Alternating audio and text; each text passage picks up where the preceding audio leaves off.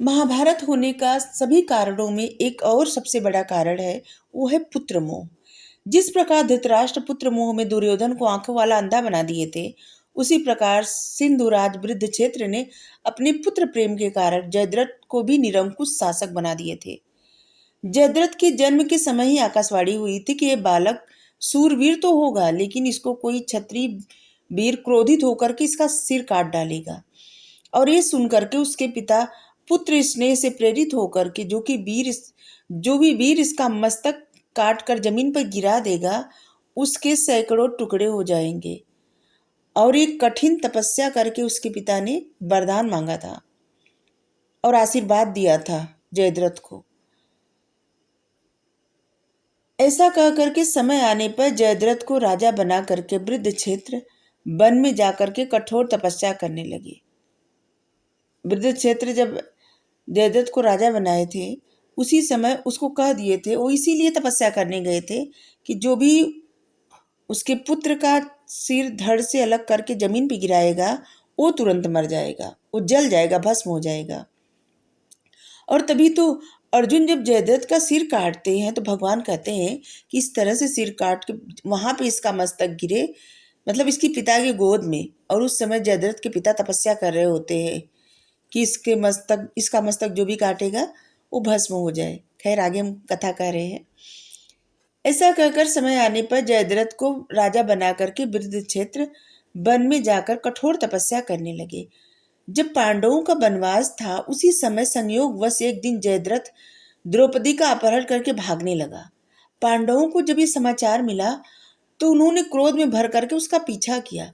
भीम और अर्जुन ने उसका वध कर देना चाहते थे, लेकिन जब वो उसको ले गए युधिष्ठिर के सामने, तो युधिष्ठिर बोले कि ये द्रौपदी का गुनाहगार है। वैसे तो इसका वध नहीं करना चाहिए क्योंकि ये बहनोई है और इसलिए बहन का सुहाग उजड़ जाएगा, लेकिन फिर भी इसने अपमान किया है द्रौपदी का और इसको सजा देने का हक द्रौपदी का है। तो द्रौपदी कहती है कि इसके सर मूंड दिया जाए और इस 5 चुंडी छोड़ दिया जाए और इसका मुंह काला कर दिया जाए, जिससे ऐसा घृणित कार्य कभी न कर सके। और जिस ऐसा किए भी उसके सर मुंडिए और उसका मुंह काला करके छोड़ दिए। अपने इस अपमान का बदला लेने के लिए जयद्रथ ने भगवान शंकर की कठिन तपस्या की, जिसके फलस्वरूप भोलेनाथ ने प्रसन्न होकर उसे वरदान दिया कि तुम केवल एक दिन युद्ध में महाबाहु अर्जुन को छोड़ करके अन्य 4 पांडवों को आगे बढ़ने से रोक सकते हो। इस वरदान के प्रभाव से जयद्रथ सुभद्रा के पुत्र, जो कि अर्जुन और सुभद्रा का पुत्र थे, कृष्ण भगवान जी के भांजे थे, अभिमन्यु के वध का कारण जयद्रथ बना था और जिसके कारण अभिमन्यु की निर्मम हत्या कर दी गई थी युद्ध में। क्योंकि जिस समय अभिमन्यु चक्रव्यूह तोड़ने के लिए गए चक्रव्यूह के अंदर, और इसके बाद बाहर निकलते वक्त पीछे से सब वार किए थे, और जिसमें सबसे बड़ा कारण, सबको रोकने का सबसे बड़ा कारण यही था, जयद्रथ। और इसी कारण अभिमन्यु मारे गए चारों, क्योंकि ये चारों पांडवों को बाहर ही रोक लिया था। और द्रोणाचार्य जी अर्जुन को दूर ले गए थे युद्ध करते करते, क्योंकि द्रोणाचार्य जी ही रचे थे चक्रव्यूह और उन्होंने ऐसा छल किया था अर्जुन दूर चले जाएं युद्ध से, क्योंकि उनको तोड़ना आता था चक्रव्यूह, और जहां पे और किसी को नहीं आता था तोड़ना। और अभिमन्यु चक्रव्यूह में गए और जयद्रथ चारों पांडवों को रोक लिया, घुसने नहीं दिया अंदर, और इसलिए अभिमन्यु की निर्मम हत्या की गई। हत्या नहीं, मतलब वीर गति को प्राप्त हुए। वैसे तो कहा जाए पीछे से वार हत्या ही होती है, लेकिन युद्ध भूमि में थे तो वीर गति को प्राप्त हुए।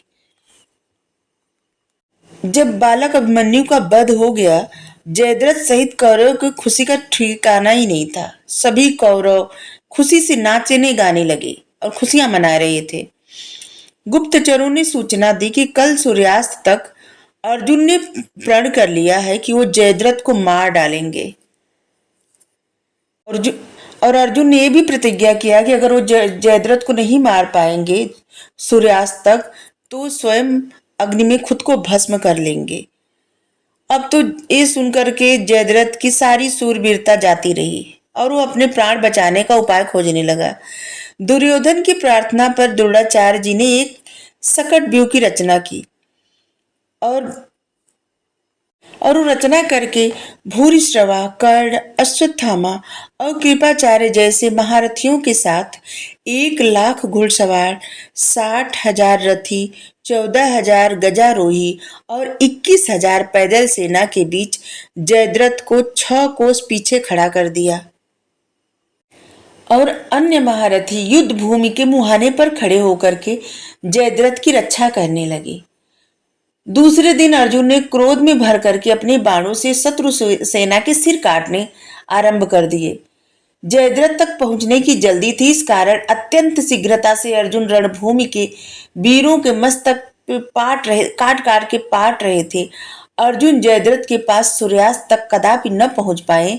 उनका मार्ग रोकने के लिए पूरी कौरव सेना तथा दुर्योधन, द्रोणाचार्य, कृपाचार्य, कर्ण इत्यादि सभी महारथी लगे हुए थे। अश्व विद्या में कुशल भगवान श्री कृष्ण घोड़ों को जयद्रथ के रथ की तरफ हाँक रहे थे। जिनके सारथी हो वो कोई हार सकता है क्या?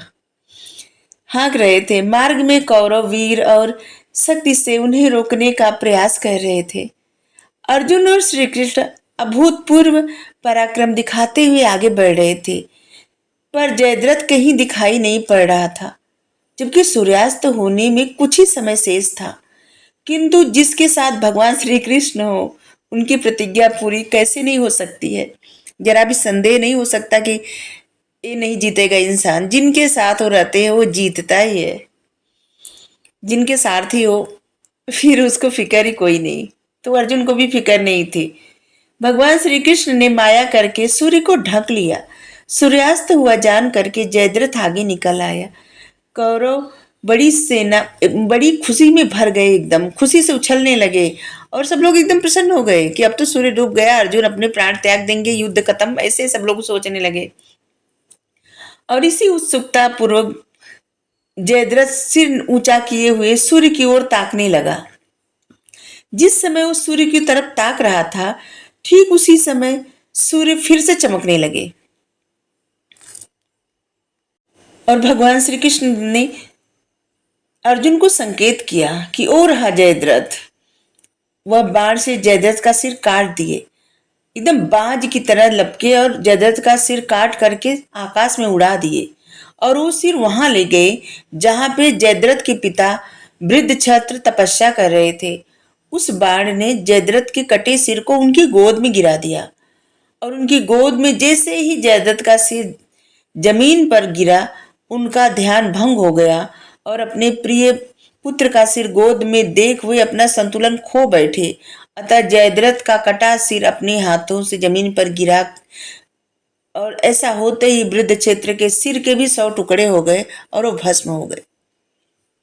महाभारत कथा कहानियों का एक ऐसा ग्रंथ है कि कहा जाता है कि महाभारत में जो भी है वो कहीं नहीं है और जो कहीं नहीं है वो भी महाभारत में है। महाभारत में जो है वो हर जगह है, लेकिन जो हर जगह नहीं भी है, कहीं भी नहीं भी है, वो भी महाभारत में है। महाभारत से हम इतने ज्यादा इम्प्रेस हो जाते हैं कथा कहानी उसमें, जब सुनते हैं पढ़ते हैं तो हमको बहुत मतलब अजीब कोलाहल मचता है मन में, तो कभी कभी बोलने में कुछ ज्यादा ही बोल देते हैं। Thank you. राधे राधे।